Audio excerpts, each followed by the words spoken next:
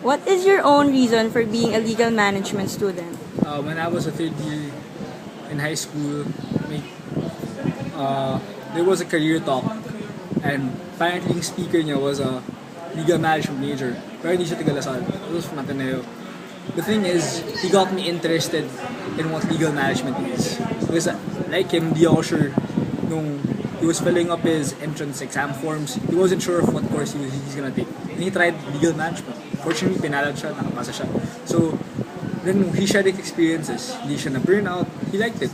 So, yun nga, the guy didn't pursue law after his legal management degree. He pursued on being a businessman instead. He owns Bugsy's, the restaurant, resto bar chain.